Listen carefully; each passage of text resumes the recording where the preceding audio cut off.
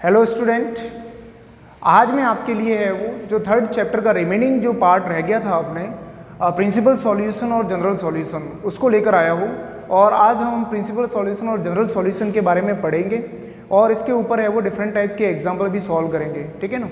तो principal solution क्या होता है, इससे पहले मैं आपको है वो पूरे जैसे थीटा की वैल्यूज़ कैसे निकालते हैं, ठीक है ना, सारे जो फॉर्मूले हैं जितने भी वो मैं इसके बारे में आपको डिस्कस कर चुका हूँ पहले के जो पार्ट 1 और पार्ट 2 के जो वीडियो में लेकर आया था। पार्ट 3 का जो वीडियो है इसमें मैं यहाँ पर आपको है वो प्रिंसिपल सॉल्यूशन और जनरल सॉल्यूशन के बारे में आज बताऊँगा। तो प्रिंसिपल सॉल्यूशन क्या होता है, प्रिंसिपल सॉल्यूशन मुख्य हल जिसको बोलते हैं अपन हिंदी में।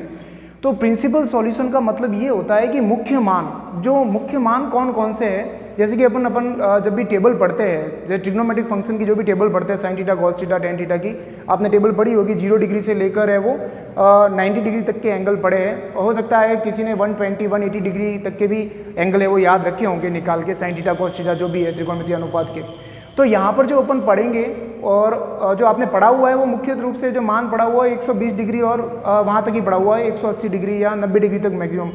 लेकिन अपन जो है, मैंने जो आपको पहले बताए हैं पहले वाले वीडियो में, 0 डिग्री से लेकर अपन 360 डिग्री तक के मान ज्ञात इजीली है वो कर सकते हैं। तो आप जब देखोगे तो 0 डिग्री से लेकर 360 डिग्री 2π तक के जो मान ज्ञात करेंगे तो वो मान ही मुख्य मान कहलाते हैं। और उसके बाद जो मान होंगे 360 डिग्री से बाद वाले जो भी अपन एंगल निकालेंगे तो वो बड़े एंगल जैसे ही निकालेंगे तो वही मान वापस रिपीट होते जाएंगे, ठीक है ना। जैसे कि क्या साइन 60 की वैल्यू जैसे √3/2, तो वही साइन 60 की वैल्यू साइन 60 डिग्री का जो मान है वो अपन 360 के बाहर अगर किसी और बड़े एंगल की वैल्यू निकालेंगे तो वो √3/2 जो वैल्यू होती है वो वापस रिपीट हो जाती है। तो अपन को यही देखना है कि प्रिंसिपल सॉल्यूशन का मतलब ये होता है जो अपना जो चतुर्थांश बना हुआ है, क्वाड्रेंट बना हुआ है, तो उस क्वाड्रेंट के अंदर जो वैल्यू अपन को प्राप्त हो रही है 0 डिग्री से 2π के मध्य, ठीक है ना, वो अपने मुख्य मान है, प्रिंसिपल वैल्यू है। और 2π के बाद में जो भी मान आते हैं, 2π से बड़े एंगल की जो भी वैल्यू आती है और वो रिपीट होती जाती है, ठीक है ना, तो वो मुख्य मान नहीं होते क्योंकि मुख्य मान अपने कौन से आ गए 0 से 2π के बीच वाले आ चुके हैं। उसके बाद में जो बड़े बड़े एंगल जो भी मान होते हैं वो वैसे ही रिपीट होते जाते हैं। तो मुख्य मान अपने जो होते हैं वो साइन थीटा और कॉस थीटा के लिए से क्या हो गया, 0 से लेकर 2π के बीच में हो गया। इसी तरह से टेन थीटा की बात करते हैं तो टेन थीटा के लिए जो वही मुख्य मान या प्रिंसिपल वैल्यू होगी वो 0 से लेकर किसके बीच में होगी, पाई के बीच में होगी। तो अभी जैसे अपन इसके ऊपर एग्जांपल लेंगे उससे सब क्लियर हो जाएगा। फिर अपन बात करते हैं जनरल सॉल्यूशन की। जनरल सॉल्यूशन के अंदर क्या होता है, सब कुछ एक व्यापक हल। जनरल सॉल्यूशन का मतलब हो गया व्यापक हल। व्यापक हल में बहुत सारे मान आ गए, मतलब उसमें रिपीट होने वाले भी मान आ गए, जो बाद में अपन 360 के बाहर वाले मान निकालेंगे वो भी मान आ जाएंगे, सारी वैल्यू आ जाएगी। उसको अपन बोलते हैं जनरल सॉल्यूशन। तो जनरल सॉल्यूशन के लिए अपन जो कंसेप्ट यूज में लेकर चलते हैं वो होता है, जैसे कि जो अपन को याद रखना पड़ेगा, sine theta is equal to sine alpha. तो इसका जो सॉल्यूशन निकलेगा वो निकलेगा theta is equal to nπ plus -1 की पावर n डॉट एल्फा, ये रहता है।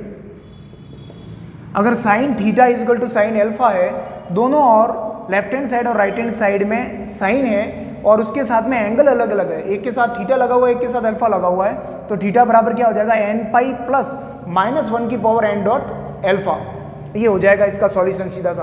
तो यहाँ से उठाकर अपन को अल्फा की वैल्यू रखनी है और यहाँ से उठाकर अपन को थीटा की वैल्यू रखनी है और बाकी का ये जो भी रिजल्ट है वो अपन को याद रखना है, ठीक है ना। मतलब समझ कुल मिला के ये क्या एक जैसे फॉर्मूला ही हो गया इसका। तो ये कहलाता है व्यापक सॉल्यूशन। यहाँ पर अपन है वो n की वैल्यू रखते जाएंगे और बहुत से मान है वो प्राप्त करते जाएंगे, बहुत सी वैल्यू है वो अपन है वो प्राप्त करते जाएंगे। जैसे यहाँ पर n बिलोंग्स टू हमेशा क्या होता है, इंटीजर्स नंबर से होता है, ठीक है ना। n का मान माइनस में भी ले सकते हैं आप, प्लस में भी ले सकते हैं, ठीक है ना। तो बहुत सारे मान यहाँ पर निकलेंगे। तो ये क्या हो गया, एक व्यापक हल हो गया। व्यापक मतलब बहुत बड़ा, ठीक है ना, यूनिवर्सल टाइप का। तो इसमें बहुत सी वैल्यू है वो छिपी रहती है, जबकि ये जो मुख्य हल था, मुख्य हल में बहुत लिमिटेड वैल्यू निकलती है, जैसे 0 से लेकर 2π के बीच में वगैरह है वो सारे, वो अपन देखेंगे अभी। इसी तरह से sine theta is equal to sine alpha में भी यही कंसेप्ट है। और इसके बाद में अगर इसी का अगर अपन अपोज कंडीशन ले, cosec theta is equal to cosec alpha, तो इसका भी रिजल्ट यही रहता है, theta is equal to nπ plus -1 की पावर n डॉट एल्फा। इसका भी रिजल्ट ये क्यों रहता है, क्योंकि कॉसेक थीटा को अपन क्या लिख सकते हैं, 1/sin थीटा, और कॉसेक अल्फा को क्या लिख सकते हैं, 1/sin अल्फा। तो 1/sin अल्फा और 1/sin थीटा को क्रॉस मल्टीप्लाई करवा के आखिरी में अपन क्या ला सकते हैं, sin theta is equal to sin alpha. तो फॉर्मूला 1 के लिए अपन को ध्यान रखना है, साइन थीटा के लिए अगर याद रख लिया तो वो कॉसेक में भी काम आएगा, ठीक है ना। इसी तरह से सेकेंड जो अपन बात करते हैं कॉस थीटा की, cos theta is equal to cos alpha है। तो cos theta is equal to cos alpha होने पर थीटा इज इक्वल टू हो जाएगा 2n पाई प्लस माइनस एल्फा। यहाँ पर सिर्फ प्लस रहता है, यहाँ पर प्लस माइनस भी रहता है, और where n is belongs to z, n belongs to integers number, पूर्णांक संख्या से संबंधित होता है। तो यहाँ पर भी बिल्कुल ठीक वैसा ही है, थीटा की वैल्यू रखो और अल्फा की वैल्यू रख दो, सीधा आंसर आ जाएगा।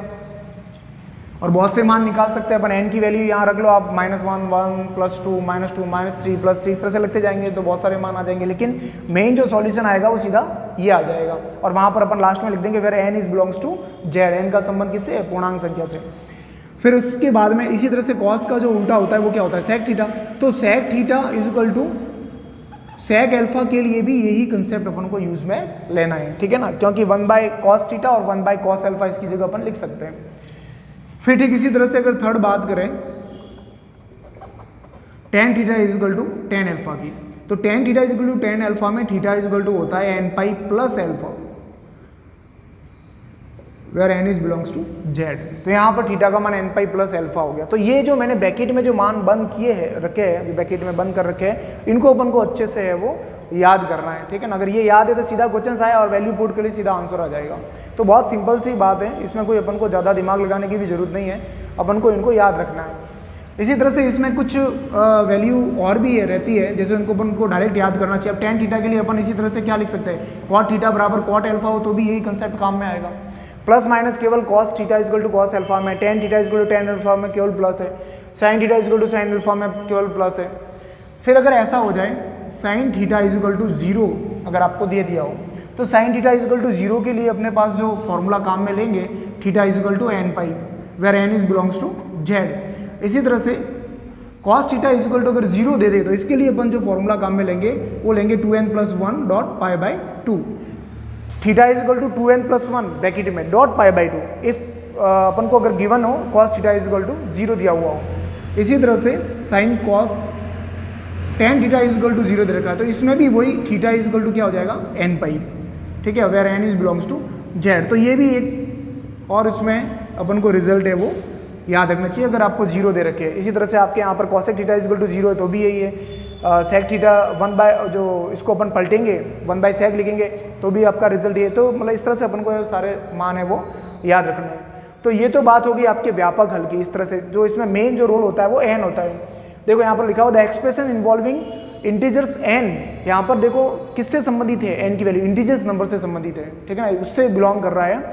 विच गिव्स ऑल सॉल्यूशन, जो कि एक ट्रिग्नोमेट्री फंक्शन के इक्वेशन के सारे सॉल्यूशन दे देता है, ठीक है ना।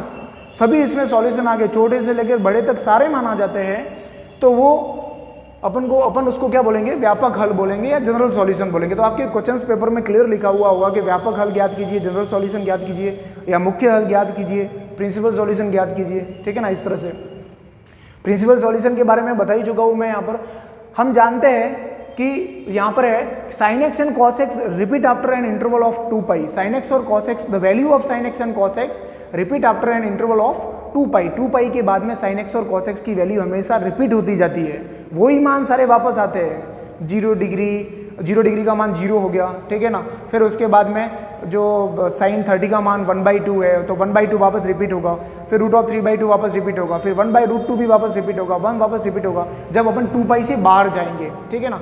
तो मेन जो मान होंगे, मुख्य जो मान होंगे वो कौन से होंगे, 0 से लेकर 2 पाई हो गए साइन थीटा के लिए, कॉस थीटा के लिए। इसी तरह से tan के लिए वो क्या हो जाएंगे, 0 से लेकर पाई तक, 0 से लेकर 180 डिग्री तक होंगे, तो वो मुख्य मान कहलाता है। अब अपन जैसे अपन मुख्य मान के इसके ऊपर एग्जांपल ले नहीं आएगी, सब कुछ क्लियर हो जाएगा जैसे मैंने आपको बताया है। हो सकता है मैंने अभी जो थ्योरी पढ़ाई थी आपको प्रिंसिपल सॉल्यूशन और जनरल सॉल्यूशन, तो क्लियर नहीं होगा, बट एग्जाम्पल के माध्यम से कहीं पर भी कोई समस्या नहीं रहेगी, आपको सब क्लियर हो जाएगा यहाँ पर। तो प्रिंसिपल सॉल्यूशन के अंदर यहाँ पर क्या है, कॉस ऑफ, अपन एक एग्जांपल लेते हैं, cos x इक्वल टू -√3/2। तो अपन को प्रिंसिपल सॉल्यूशन मुख्य हल के अंदर सिर्फ एक ही बात ध्यान रखनी है कि सिंबल कौन सा दे रखा है, प्लस सिंबल दे रखा है और माइनस सिंबल, प्लस है या माइनस सिंबल दे रखा है।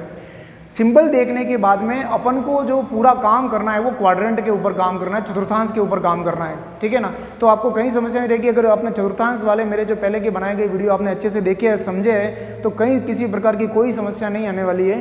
तो यहाँ पर जैसे कि ये cos x = -√3/2 है, तो यहाँ पर सिंबल क्या दिया हुआ है, माइनस सिंबल दे रखा है।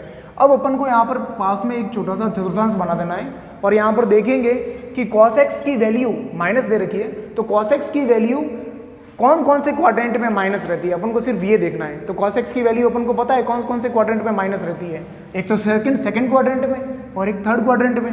cos x की वैल्यू पॉजिटिव किस में रहती है, फर्स्ट में ऑल आर पॉजिटिव, और एक फोर्थ में cos and sec positive, then rest of all trigonometric function are negative. Fourth में cos और sec है वो पॉजिटिव रहते हैं।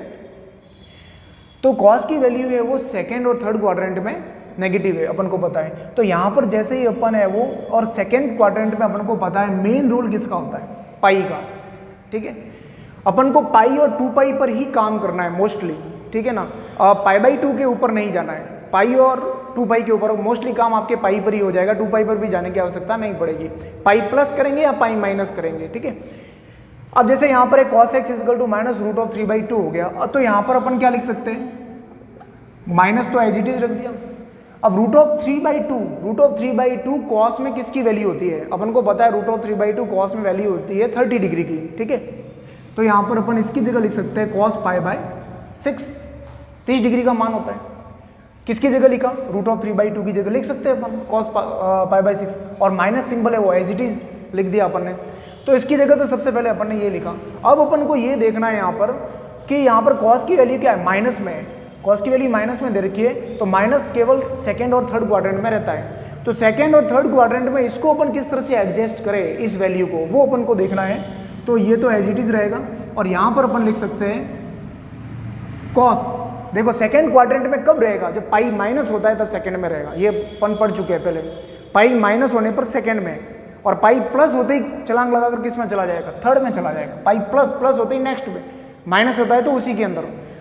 तो पाई माइनस होने पर कौन से क्वाड्रेंट में रहेगा, सेकेंड क्वाड्रेंट में, और सेकेंड क्वाड्रेंट में cos की वैल्यू क्या रहेगी, नेगेटिव रहेगी। तो यहाँ पर देखो नेगेटिव वैल्यू दे रखी है, सिंबल को ही अपन को टारगेट करना है, सीधी सी बात है। तो यहाँ पर माइनस है, तो इस हिसाब से यहाँ पर क्या हो जाएगा cos, इसी को मैं लिखूंगा, देखो पीछे वाला जो एंगल है वो तो एज इट इज लिख देते हैं, π/6 है तो π/6 लिख लो, पाई माइनस π/6। आगे अपन क्या कर लेंगे, पाई माइनस, मतलब कौन से क्वाड्रेंट में रखा, सेकंड क्वाड्रेंट में। अब आपने जो ये काम किया है ये वाला, इसको आप सॉल्व करके देखो क्या ये आ रहा है। यहाँ पर देखो पाई means 180 degree, 180 degree means 2 × 90 degree, 2 × 90 degree, तो 90 डिग्री का कोफिशिएंट, 90 डिग्री का जो गुणांक है वो इवन नंबर है, ऑड नंबर है। 2 क्या है, 2 इवन नंबर है, इवन नंबर है तो cos चेंज होगा नहीं, cos का क्या रहेगा, cos रहेगा। आ गया। फिर पाई माइनस सेकंड क्वाड्रेंट में cos की वैल्यू क्या रहती है, नेगेटिव आ जाएगा, और ये एंगल ऐसे कैसे आता है। तो कुल मिला के ये हुआ कि इसको सॉल्व करने पर क्या आ गया, ये आ गया। तो इसकी जगह अपन ये लिख सकते हैं, इसकी जगह ये लिखा जा सकता है, इसको सॉल्व करने पर ये आ रहा है। तो यहाँ पर है वो cos x, और ये अपन ने लाया कैसे, यहाँ पर इतना ज़्यादा टेंशन लेने की जरूरत नहीं है कि यार ये कैसे पाई माइनस पाई प्लस किया। अब मैंने सीधा सा आपको बताया है, केवल अपन को सिंबल पर टारगेट करना है, प्लस या माइनस, ठीक है ना। तो यहाँ पर क्या है कि मैंने देखा कि माइनस सिंबल है, तो माइनस सिंबल में cos की वैल्यू किस क्वाड्रेंट में आती है, तो सेकंड और थर्ड में। तो पहले अपन सेकंड क्वाड्रेंट को टारगेट करते हैं, तो सेकंड क्वाड्रेंट को टारगेट करने पर क्या हो गया, पाई माइनस करना पड़ेगा। तो देखो सीधा पाई माइनस, और जो एंगल है वो ऐसे कैसे कर लिया, बहुत सिंपल सा है कंसेप्ट, कहीं कोई दिक्कत नहीं होने वाली है। और पाई इसलिए करना होता है क्योंकि अपन इस वाले कंसेप्ट में अपन 90 डिग्री इसलिए नहीं ले रहे हैं, तो पाई इसलिए ले रहे हैं क्योंकि अपन को ट्रिग्नोमेट्रिक फंक्शन चेंज नहीं करना है, क्योंकि लेफ्ट हैंड साइड में cos है तो राइट हैंड साइड में ही cos रखना है, साइन हो तो साइन रखना है, टेन हो तो टेन रखना है। और चेंज कब नहीं होगा, जब इवन नंबर होगा कोफिशिएंट में, सम संख्या होगी गुणांक में 90 डिग्री के, तो वो कब हो सकता है, जब पाई हो तब, ठीक है। जैसे 3π/2 ले लिया आपने, 3 × 90 डिग्री ले लिया, तो 3 तो क्या है, विषम संख्या हो गई, ऑड नंबर हो गया, तो फिर ट्रिग्नोमेट्रिक फंक्शन चेंज हो जाएगा। फिर आपका एंगल है वो मतलब cos से cos हटेगा भी नहीं, वो अभी आप आगे देखेंगे आपको क्लियर हो जाएगा। तो यहाँ पर अपन ने वो ये सॉल्व कर लिया, इसकी जगह ये लिखा हुआ अपन एलसीएम लेते हैं। एलसीएम लेंगे तो क्या हो जाएगा, cos 6π - π 5π/6। तो cos x = cos π/6 है, देन x = क्या हो जाएगा, cos 5π/, cos x = cos 5π/6 है, तो x = क्या हो जाएगा, 5π/6। क्योंकि यहाँ पर कॉस से कॉस क्या होगा, हट जाएगा। काटना नहीं है, ऐसे नहीं कि आप काट लो कॉस से कॉस, काटता नहीं, वो हट जाता है, ठीक है ना। वो दोनों और अपन इन्वर्स फंक्शन लेते हैं कॉस के ही, तब जाके वो हट जाते हैं। वो अपन 12th में डिटेल में पढ़ेंगे, सेकंड एक्सरसाइज है 12th क्लास की।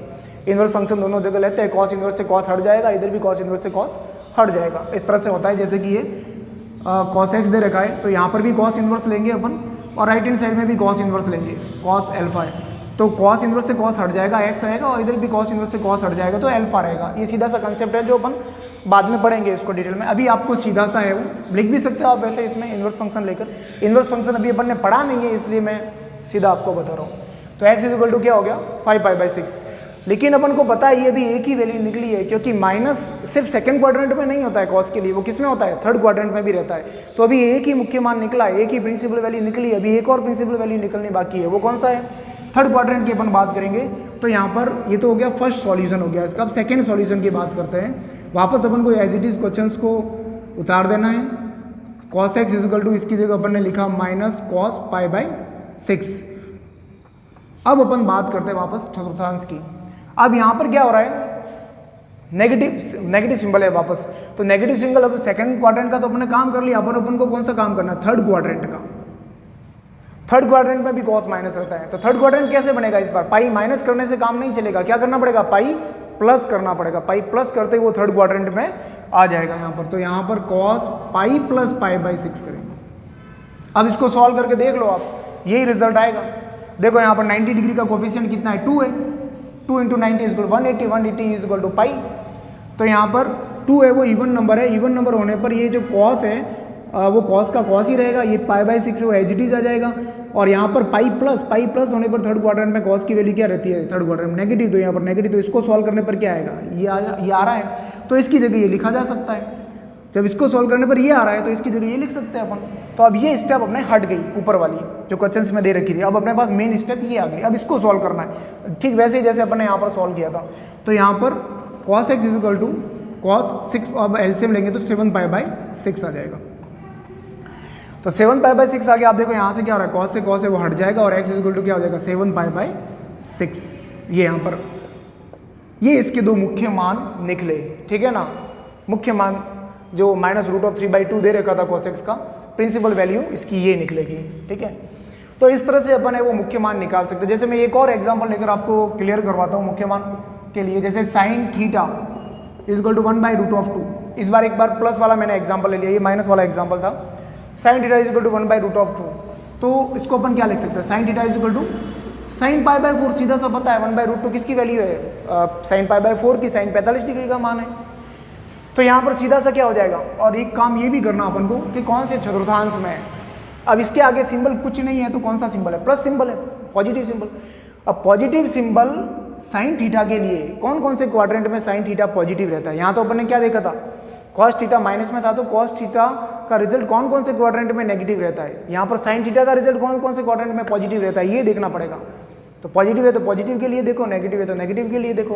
तो sin θ का रिजल्ट जो पॉजिटिव रहता है वो कौन से क्वाड्रेंट में रहता है, एक तो फर्स्ट में ऑल आर पॉजिटिव, और किस में, एक सेकंड में। तो ये तो हो गया पाई, सेकंड का तो काम पाई से हो जाएगा। और फर्स्ट में 0 to 90 डिग्री के बीच में जितने भी एंगल आते हैं, 0 to 90 के बीच में कौन कौन से एंगल आ रहे हैं, जो भी 45, 30, 60 डिग्री, 90 डिग्री, ये सारे जो है वो इसके अंदर बीच में आ जाएंगे। तो यहाँ पर सीधा सा है, एक तो सीधी वैल्यू ये अपने पास आ गई। क्यों आई, theta is equal to π/4, sine से साइन हट गया, क्योंकि 45 डिग्री है वो 0 से 90 के बीच में, और 0 से 90 के बीच का जो 0 से 90 के बीच का जो क्वाड्रेंट है वो कौन सा क्वाड्रेंट है, फर्स्ट क्वाड्रेंट। और फर्स्ट क्वाड्रेंट में साइन की वैल्यू क्या है, पॉजिटिव है, तो अपन को तो पॉजिटिव ही वैल्यू चाहिए। तो यहाँ पर साइन थीटा की वैल्यू क्या निकल गई है, पॉजिटिव कंसेप्ट के उसके अकॉर्डिंग फर्स्ट क्वाड्रेंट के लिए थीटा इज इक्वल टू π/4, ठीक है। अब अपन बात करते हैं सेकंड क्वाड्रेंट की। तो सेकंड की अगर बात करें जिसमें साइन थीटा की वैल्यू पॉजिटिव रहती है, तो सेकंड क्वाड्रेंट के लिए अपन को क्या करना पड़ेगा, पाई माइनस करना पड़ेगा। तो सीधा सा ये कंसेप्ट वापस लेकर चलेंगे, तो इसका फर्स्ट सॉल्यूशन हो गया, ये भी आंसर है इसका। अब sine theta is equal to 1/√2 जो आपको दे रखा है, तो sine theta is equal to sine π/4, ऐसा भी लिखना पड़ेगा एक बार जो मान है आपके पास। फिर sine theta is equal to sine, अब यहाँ पर अपन क्या लिख सकते हैं, π/4 की जगह पाई माइनस π/4, क्योंकि अब सेकंड क्वाड्रेंट की बात करनी है अपन को। सेकंड क्वाड्रेंट में साइन पॉजिटिव रहता है, तो पाई माइनस करेंगे तब सेकंड क्वाड्रेंट की बात होगी। तो यहाँ पर पाई माइनस कर लिया। अब देखो इसको सॉल्व करने पर क्या ये आ रहा है कि नहीं आ रहा है, 90 का कोफिशिएंट 2 है, इवन नंबर होने पर साइन रहेगा, π/4 एज इट इज आ गया। फिर सेकंड क्वाड्रेंट पाई माइनस है, मतलब सेकंड क्वाड्रेंट है, सेकंड क्वाड्रेंट के अंदर साइन की वैल्यू क्या होगी, पॉजिटिव, तो इसको सॉल्व करने पर ये आ रहा है, तो इसकी जगह ये लिखा जा सकता है। अब अपने लिए मेन स्टेप ये हो गई, इसको सॉल्व करना है, उसको छोड़ देंगे। Sine theta is equal to sine, अब एलसीएम ले लो, कितना हो जाएगा 4π - 3π/4, 4π - π 3π/4, तो यहाँ पर थीटा इज इक्वल टू हो जाएगा 3π/4। तो इस तरह से देखो ये एक और मुख्य मान इसका निकल गया। तो अपन को मैं जब भी मुख्य मान पूछेगा वो, तो सिर्फ एक ही बात का ध्यान रखना है, सिंबल अपन को पूरा सिंबल पर फोकस कर चलना है। फिर देखना है कि वो माइनस सिंबल है, तो जो अपना त्रिकोणमितीय फलन दिया हुआ होगा वो कौन से चतुर्थांश में प्लस हो रहा है, माइनस हो रहा है, माइनस सिंबल है तो माइनस का देखेंगे, प्लस सिंबल तो प्लस देखेंगे। तो इस तरह से आप कोई भी क्वेश्चंस लेकर इसको सॉल्व कर सकते हो, ठीक है ना। तो इसके ऊपर मैं आपको कुछ अभी जैसे एग्जांपल भी दे दूंगा, कुछ क्वेश्चंस दे दूंगा सॉल्व करने के लिए। अभी अपन बात करेंगे इसके बाद में जनरल सॉल्यूशन की। जनरल सॉल्यूशन क्या है, ये तो आपने प्रिंसिपल सॉल्यूशन समझा, तो बहुत सिंपल सा कंसेप्ट है, आपने देखा है।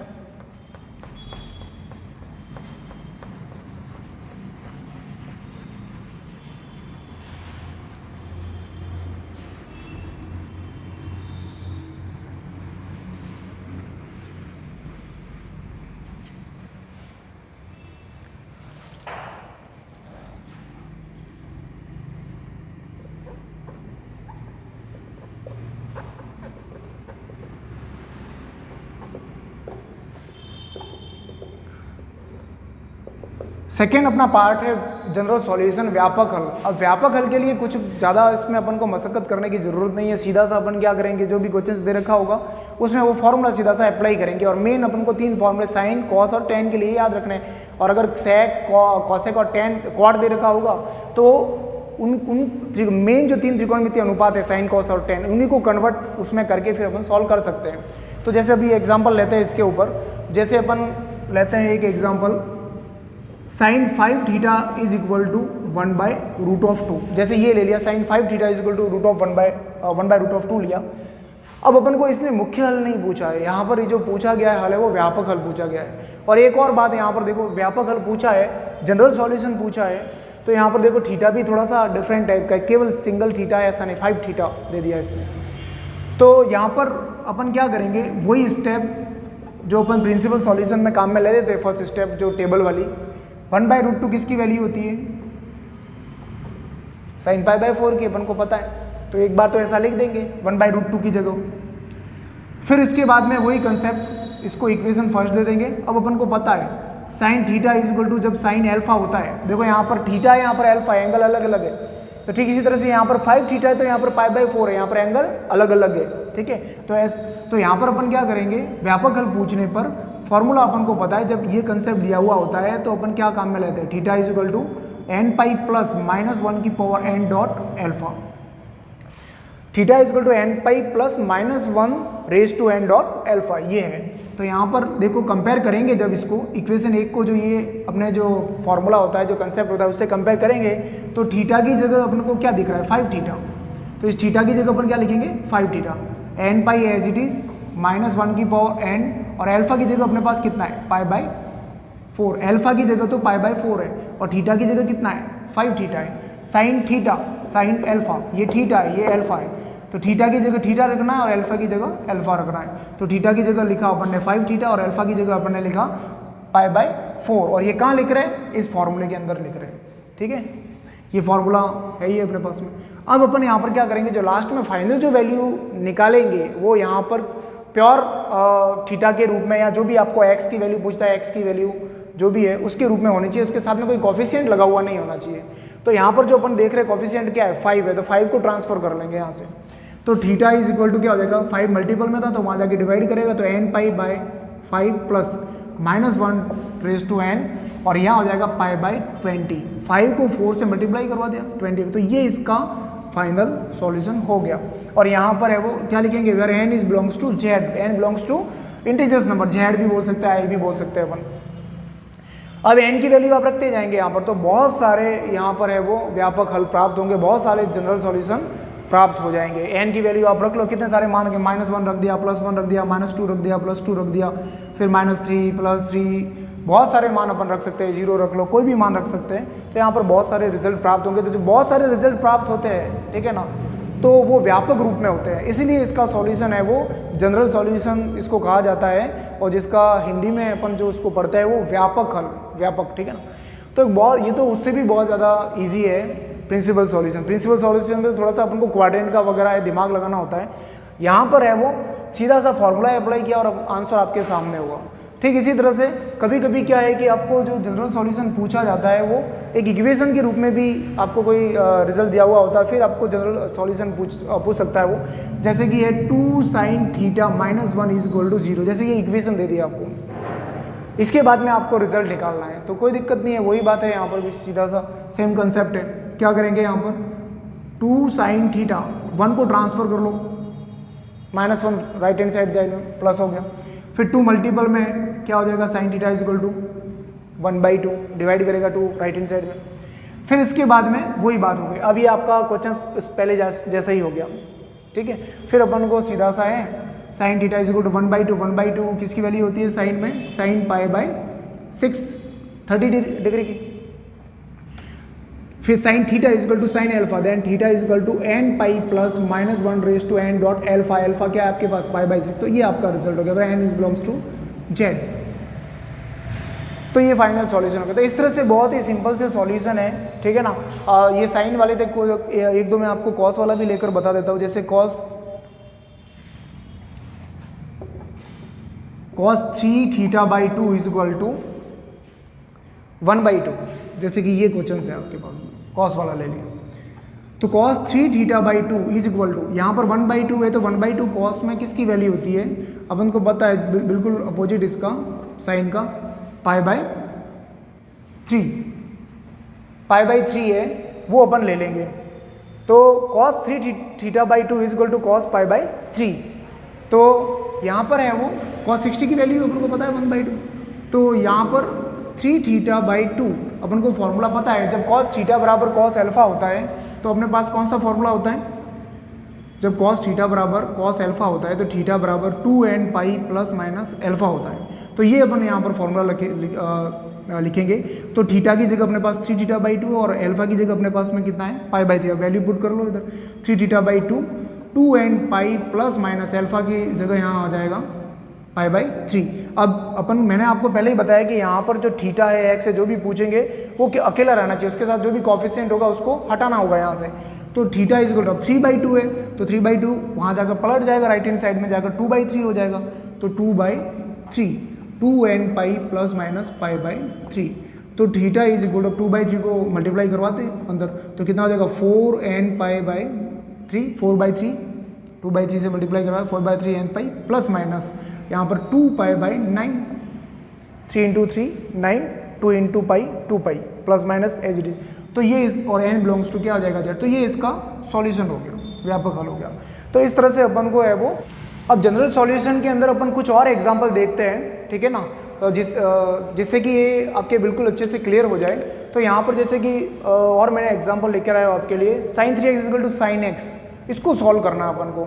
तो उसमें तो क्या होता था, सीधा सा आपको कोई वैल्यू, अभी तक मैंने आपको जो एग्जांपल बताया उसमें सीधी sin x इक्वल टू कोई वैल्यू दे रखी होती थी, जैसे sin x equal to 1/2, sin theta equal to 1/2 दे दिया, तो आपने 1/2 की वैल्यू रख दी और सीधा सा सॉल्व कर लिया। अब आपको सब जगह वेरिएबल के रूप में ही यहाँ पर है वो थीटा दे रखा है, ठीक है। जैसे यहाँ पर भी अननोन वैल्यू दी हुई है, जैसे कि यहाँ पर 3x हो गया, यहाँ पर x हो गया, यहाँ पर कोई 1/2 1/√2 या √3/2 ऐसा कहीं पर भी मान नहीं दिया हुआ है। तो इस टाइप की देखो, यहाँ पर 3x है, यहाँ पर x है, यहाँ पर 2x है, यहाँ पर x है, यहाँ पर x है, यहाँ पर पाई प्लस x है, तो थोड़ा सा ये उससे हट के है क्वेश्चंस। तो इसको इस टाइप के क्वेश्चंस को सॉल्व करने के लिए अपन क्या करेंगे, जो अपन ने पहले फॉर्मूले पढ़े हैं वो फॉर्मूले अच्छे से अपने क्लियर होने जरूरी है, जो मैंने आपको पार्ट 1 या पार्ट 2 की वीडियो में आई थिंक पढ़ाए, अच्छे से क्लियर करवाए। तो फॉर्मूले बार बार रिवाइज कीजिए, उससे आपको अच्छे से है वो याद हो जाएंगे, क्योंकि फॉर्मूले याद है तो आप कोई भी क्वेश्चन कर सकते हो, सीधा सा है। तो sin 3x equal to sin x है। अब sin 3x equal to sin x के लिए अपन क्या करेंगे,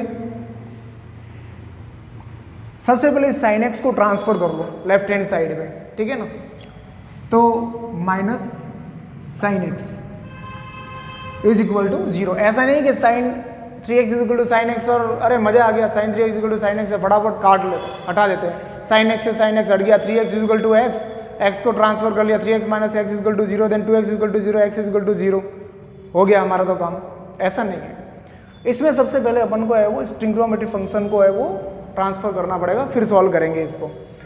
तो sin 3x equal to minus sine x equal to 0, तो यहाँ पर अपन फॉर्मूला लगाएंगे। अब कौन सा फॉर्मूला लगेगा आपको पता ही है, साइन सी माइनस साइन डी, साइन सी माइनस साइन डी का फॉर्मूला लगेगा। तो साइन सी माइनस साइन डी का फॉर्मूला एक बार मैं लिख देता हूँ अगर आप भूल गए हो,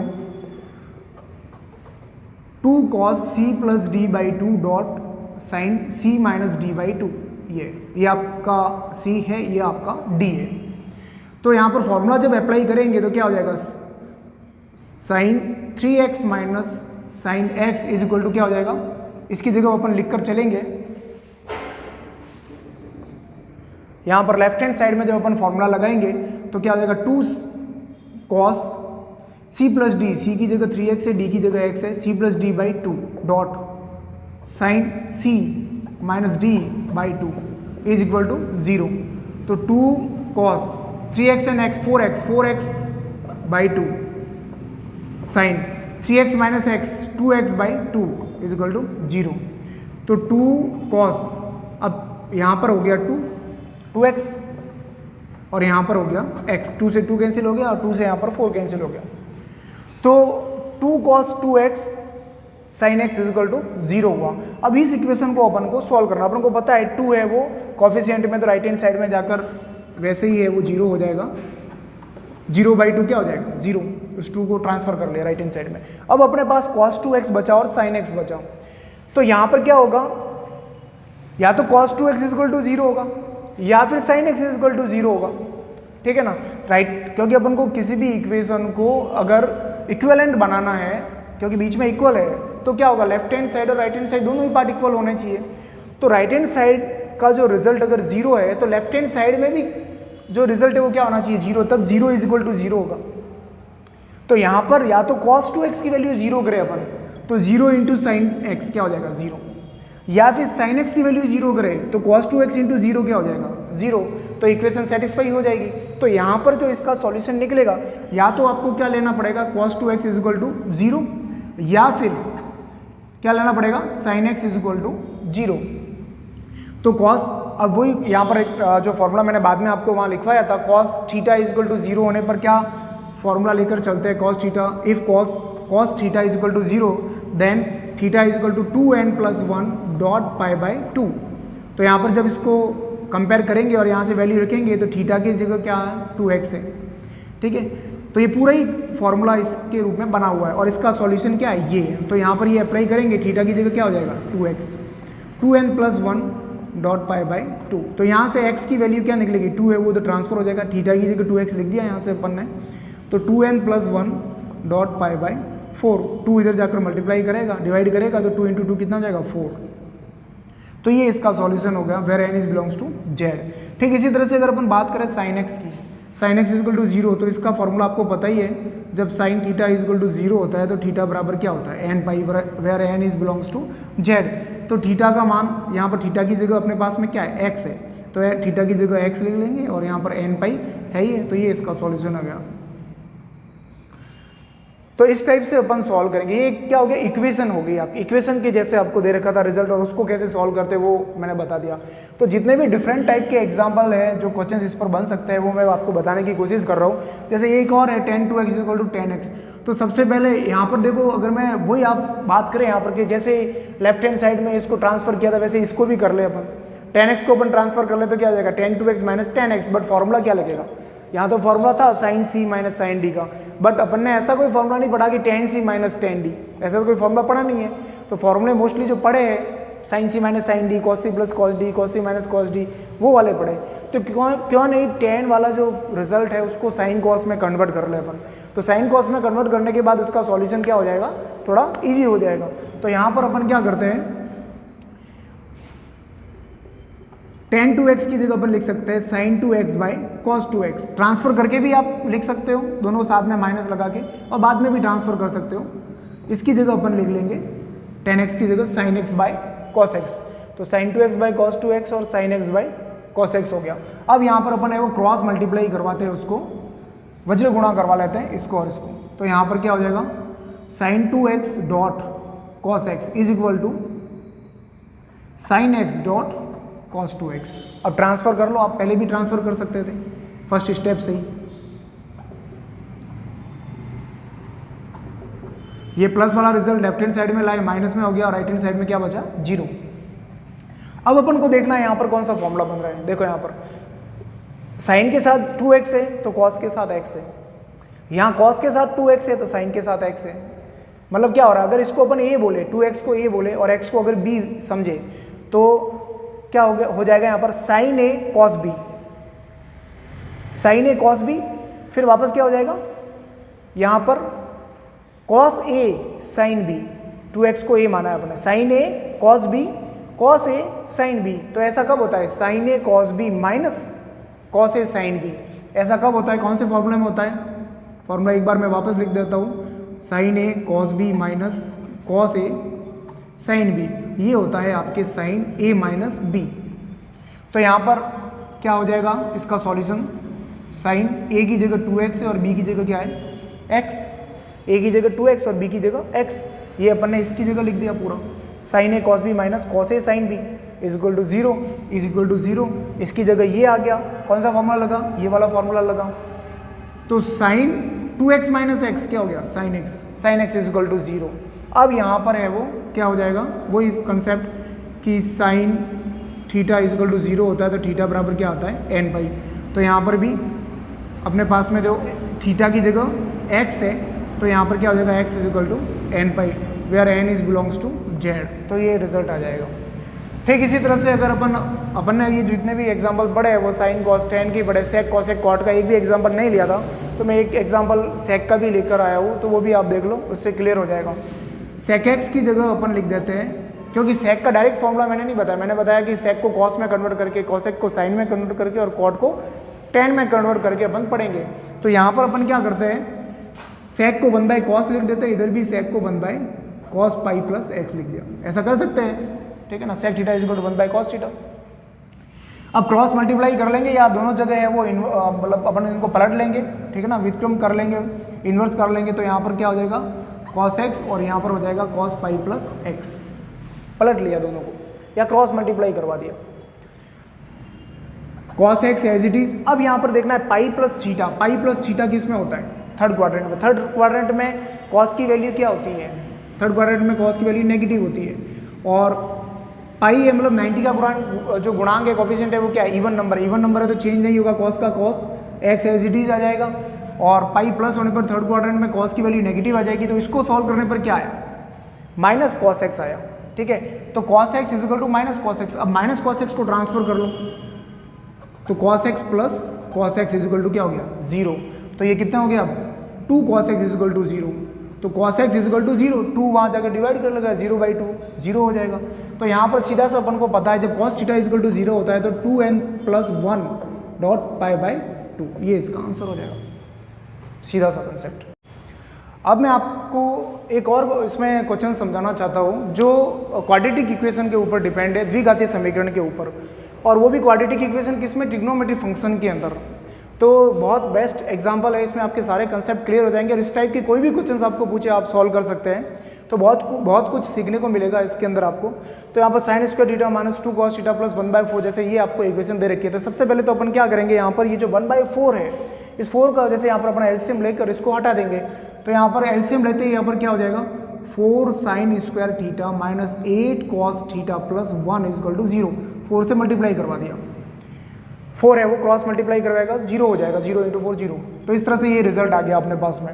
अब अपन को इस इक्वेशन को सॉल्व करना है, लेकिन अपन को पता है कि जब भी अपन जनरल सॉल्यूशन की बात करते हैं तो sine theta is equal to sine alpha होना चाहिए, ना कि sine theta is equal to cos alpha. फिर जाके फॉर्मूला लगता है theta is equal to n pi plus minus 1 की पावर n डॉट एल्फा जो भी है। इसी तरह से cos theta is equal to cos alpha होना चाहिए, tan theta is equal to tan alpha होना चाहिए। वहाँ पर ट्रिग्नोमेट्रिक फंक्शन अलग अलग नहीं होने चाहिए लेफ्ट हैंड और राइट हैंड साइड के अंदर।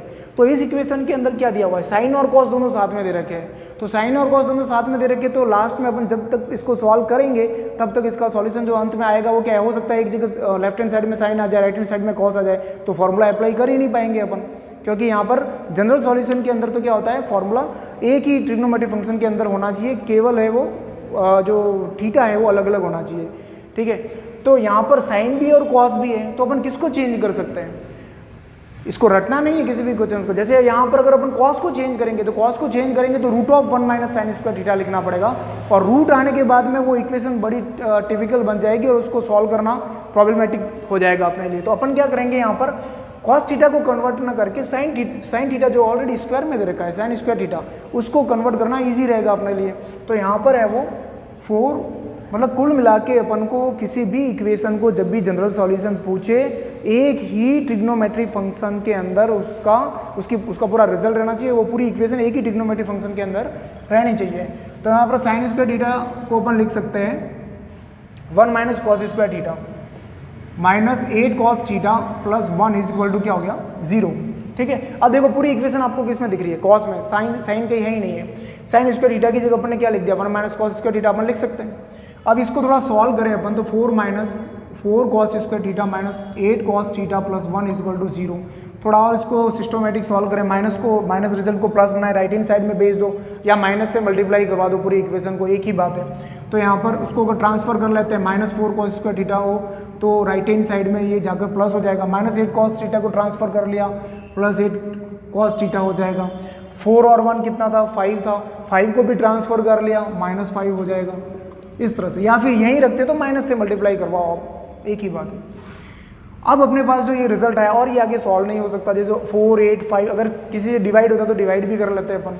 अब अपने पास में ये जो है वो इसके फैक्टर करवाने पॉसिबल नहीं है, नहीं तो अपन फैक्टर करवा के 4 और 5 के फैक्टर करवा के फिर 8 बना के फिर अपन उसको फैक्टराइजेशन के मेथड से सॉल्व कर सकते थे, बट यहाँ पर इसके फैक्टर पॉसिबल नहीं है, इसलिए इसको अपन है वो क्वाड्रेटिक मेथड से सॉल्व करना पड़ेगा। द्विघाती सूत्र जो आपने 9th और 10th क्लास के अंदर पढ़ा हुआ है, जिसको अपन श्रीधराचार्य सूत्र भी बोलते हैं, श्रीधराचार्य विधि, ठीक है ना, जो आपने पहले पढ़ी हुई है क्वाड्रेटिक फार्मूला।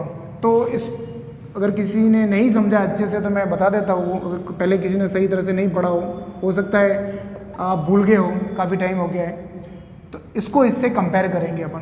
तो यहाँ पर और इसका ax² + bx + c = 0, ये जो द्विघातीय समीकरण है, क्वाड्रेटिक इक्वेशन है, इसको सॉल्व करने का एक तरीका और कौन सा होता है जिसके फैक्टर नहीं हो पाते, तो इजीली इससे भी सॉल्व कर सकते हैं। x = क्या होता है -b + -√b² - 4ac, डिस्क्रिमिनेंट आ जाता है इधर बाई 2a, ये अपने पास में रहता है, -b + -√b² - 4ac/2 है। तो यहाँ पर अपन जब कंपेयर करेंगे तो a की जगह अपने पास में क्या है 4, x को मैंने क्या माना cos theta, x cos theta है, इधर भी x cos थीटा है, और a b c क्या है कांस्टेंट वैल्यू है, ठीक है ना, कांस्टेंट। तो a की वैल्यू 4 अचर राशियाँ, b की जगह क्या है 8 और c के स्थान पर क्या है -5। कंपेयर करेंगे इसको और इसको, a = 4, b = 8, c = -5 और x की जगह अपन ने क्या ले लिया cos थीटा मान लिया। तो ये सारी वैल्यू है अपन इसके अंदर पुट करेंगे। तो यहाँ पर क्या हो जाएगा cos theta is equal to x की जगह क्या हो गया cos theta is equal to -b की जगह 8 है प्लस माइनस √b का स्क्वायर, 8 का स्क्वायर करेंगे कितना हो जाएगा 64 माइनस 4a की जगह कितना अपने पास में 4, c के स्थान पर अपने पास में कितना है -5। देखो ब्रैकेट में इसलिए लिख रहा हूँ यहाँ पर क्योंकि माइनस सिंबल आ गया, ठीक है ना। तो इन जो भी ये कोफिशिएंट में होते हैं इनको ब्रैकेट में अपन को लिखना चाहिए ताकि माइनस प्लस की कहीं गलती नहीं हो जाए। तो यहाँ पर -c की वैल्यू माइनस में, इन सबको बटन ब्रैकेट में लिखा, फिर 2.a की वैल्यू अपने पास में कितनी है 4। तो cos थीटा, अब इसको सॉल्व करेंगे -8 plus minus √64 minus minus plus, ठीक है। जब इसको मल्टीप्लाई करवाएंगे 80 और यहाँ पर हो गया 8, तो cos theta is equal to -8 plus minus, अब यहाँ 64 प्लस 80 कितना हो गया 144 cos theta is equal to -8 plus minus, अब 144 का जो रूट है वो क्या निकलता है 12/8, इस तरह से हो गया। अब इसमें थोड़ा सा अपन कॉमन लेके थोड़ा और इसको इजी बना लेते हैं। cos theta is equal to क्या हो जाएगा, ऊपर से है वो कॉमन क्या आ रहा है 4 आ रहा है, ठीक है, और यहाँ पर 4 से 8 फिर कैंसिल हो जाएगा, 4 कॉमन ले लिया इस तरह से, और बाय 8 है ये। तो cos theta is equal to 4 से 8 कैंसिल हो जाएगा, तो -2 प्लस -3/2, ये अपने पास रिजल्ट रहा। अब अपने पास प्लस सिंबल भी और माइनस सिंबल भी है, दोनों सिंबल है। तो सबसे पहले अपन लेकर चलेंगे फर्स्ट पॉजिटिव सिंबल,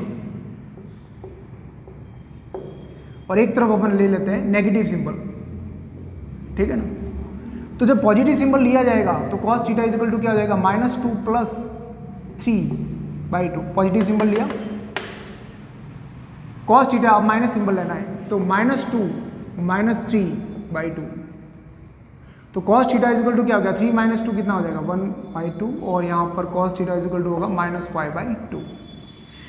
ये अपने पास रिजल्ट रहा। अब यहाँ पर एक जो सीखने वाली बात ये है, cos theta is equal to half है, तो जब इसका सॉल्यूशन करेंगे अपन तो cos theta is equal to half किसकी वैल्यू होती है cos में, cos π/3, cos 60 डिग्री की। तो यहाँ पर वही cos theta is equal to cos alpha, then theta is equal to 2n π ± alpha. Alpha की वैल्यू क्या है, π/3, where n is belongs to z।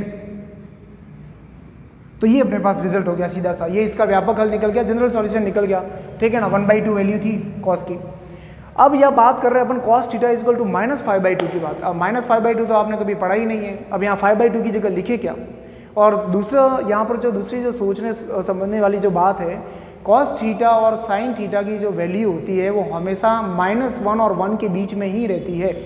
cos theta और sin थीटा की वैल्यू ऑलवेज बिटवीन -1 to 1। तो यहाँ पर एक कंसेप्ट है बहुत ही इम्पोर्टेंट, जो आपको हमेशा इसको याद रखना चाहिए। sin थीटा की वैल्यू -1 to 1, और इसी तरह से cos थीटा की भी वैल्यू जो होती है वो किस के बीच में रहती है, -1 से 1 के बीच में रहती है। -1 से 1 के बीच में ही रहेगी, -1 भी हो सकती है, 1 भी हो सकती है, लेकिन और उनके बीच वाले मान भी हो सकते हैं, ठीक है ना। लेकिन उसके बाहर जैसे +2 ले लिया, -2 ले लिया, वो कभी इसके मान है वो sin थीटा और cos थीटा के मान कभी नहीं हो सकते हैं। तो sin थीटा और cos थीटा की वैल्यू हमेशा क्या रहेगी, -1 और 1 के बीच में रहेगी। तो अब अपन यहाँ पर बात कर रहे हैं वो cos थीटा की जो वैल्यू आ रही है वो क्या आ रही है, -5/2। -5/2 मतलब जब इसको अपन इसमें डिवाइड करेंगे तो लगभग क्या हो जाएगा, 2 से थोड़ा सा 2.5 के करीब इसका मान आ रहा है, 2.5 -2.5, ठीक है, या फिर माइनस इस तरह से ये रिजल्ट आ रहा है। तो यहाँ पर अब 2 से तो बहुत बड़ा मान, या तो -1 से तो बहुत बड़ा, जैसे यहाँ पर अब इसका जो cos थीटा का मान है -1 से 1 के बीच में होता है, जबकि ये हो रहा है -2.5। तो उसकी जो सीमा है, उसकी जो लिमिट है, उसको लांग के बाहर चला गया। तो यहाँ पर cos थीटा और sin थीटा की जो वैल्यू जो एक्सेप्ट की जाएगी हमेशा वो -1 से 1 के बीच में ही होगी। इसलिए यहाँ पर जो cos थीटा का जो यहाँ पर इसने मान दिया है -5/2, वो एक्सेप्टेबल नहीं होगा, वो कभी भी इसके इक्वल नहीं हो सकता। तो cos theta is not equal, यहाँ पर भी नॉट इक्वल टू लगा देंगे, कभी भी इसकी वैल्यू इसके इक्वल नहीं हो सकती। -1 से 1 के बीच में अगर कुछ होता, -1/2, 0, 1/2, √3/2, 1/√2, 1, ये सारे वैल्यू होती तो अपन cos थीटा की वैल्यू निकाल सकते थे, ठीक है ना। लेकिन ये बाहर चला गया। इसी तरह से अगर कभी भी स्क्वायर हो जाए तो sin स्क्वायर थीटा की वैल्यू हमेशा जो है वो क्या होगा, पॉजिटिव ही आएगी, या तो 1 के बराबर आएगी या 1 से छोटी आएगी, लेकिन -1 कभी नहीं होगी, 0 तक हो सकता है। cos स्क्वायर थीटा की वैल्यू भी क्या हो जाएगी, 1 से छोटी और 1 के बराबर, लेकिन माइनस में कभी नहीं होगी। तो ये दोनों, तो sin स्क्वायर थीटा और cos स्क्वायर थीटा की वैल्यू है वो इस तरह से रहेगी, 1 के इक्वल या 1 से छोटी, लेकिन माइनस में नहीं। sin थीटा और cos थीटा की वैल्यू -1 to 1, ठीक है ना। तो इस तरह से ये जो रियल रिजल्ट है ये भी आपको याद रखना है फॉर फ्यूचर। अब मैंने आपको इसमें जनरल सॉल्यूशन, प्रिंसिपल सॉल्यूशन, फार्मूले के ऊपर जो भी क्वेश्चंस बनते हैं, ठीक है ना, और भी बहुत कुछ इसके अंदर ट्रिग्नोमेट्री फंक्शन में लगभग सब कुछ करवा चुका हूँ, और इसमें कुछ अगर बाकी रह गया होगा तो अपन देख लेंगे बाद में। लेकिन अभी जो मैं आपके लिए आगे जो इसके ऊपर वीडियो लेकर आऊँगा वो बहुत इंपॉर्टेंट वीडियो में बनाकर लेकर आऊँगा। वो आपके लिए फॉर फ्यूचर जब आप कॉम्पिटिशन एग्जाम की प्रिपरेशन करेंगे, जैसे कि जेई की कर रहे हैं, जेई ट्रिपल की कर रहे हैं आप प्रिपरेशन, कोई जो है वो बीएड किया हुआ कोई लड़का है जो फर्स्ट ग्रेड और सेकंड ग्रेड की प्रिपरेशन करना चाहता है टीचर जॉब के लिए, तो उसके लिए भी यहाँ पर है वो मैं जैसे ट्रिग्नोमेट्री फंक्शन कंप्लीट करवा दी, तो इसके ऊपर किस तरह के कंपटीशन एग्जाम में क्वेश्चंस बनते हैं वो नेक्स्ट वीडियो में वो लेकर आऊँगा। बहुत से वेरियस टाइप्स ऑफ एग्जाम, जैसे कि अपने जो डिपेंड करते हैं अपने मैथमेटिक्स सब्जेक्ट के जो स्टूडेंट होते हैं, जैसे कि आफ्टर 12th के बाद में भी जो नेवी और एयरफोर्स में जाना चाहते हैं, उसमें एक्स और वाई ग्रुप के जो एग्जाम होते हैं, टेक्निकल नॉन टेक्निकल, तो उसमें भी है वो अपने 11th-12th की मैथमेटिक्स पूछी जाती है, तो उसमें किस तरह से कंपटीशन एग्जाम में क्वेश्चंस बनते हैं, तो वो सारा अभी इसके आगे जो मैं कॉम्पिटिटिव कॉर्नर करके एक मैं जो नेक्स्ट वीडियो लेकर आऊँगा वो आप सभी स्टूडेंट के लिए, चाहे वो अभी 11th-12th में पढ़ रहे हो या आगे ग्रेजुएशन कर रहे हो या और किसी कॉम्पिटिशन एग्जाम की तैयारी कर रहे हो, सबके लिए बहुत बड़ा इम्पोर्टेंट वो वीडियो होगा। वो हर चैप्टर में कंप्लीट करवाने के बाद वो एक उसके ऊपर कॉम्पिटिटिव कॉर्नर जरूर लेकर आऊँगा। तो आप ये इनको वापस अच्छे से समझें, क्लियर करें, ठीक है ना। और कोई भी प्रॉब्लम हो तो आप ज़रूर पूछिएगा। और ये कंप्लीट होने के बाद में एक टेस्ट में वापस रखूँगा आपका इसके ऊपर। जैसे मैंने आपको टेस्ट में कुछ क्वेश्चंस दिए तो आपने बहुत अच्छा उसमें करके दिखाया है, ठीक है ना। तो इसी तरह से आप रिवाइज करते जाएं, ठीक है ना। Thank you.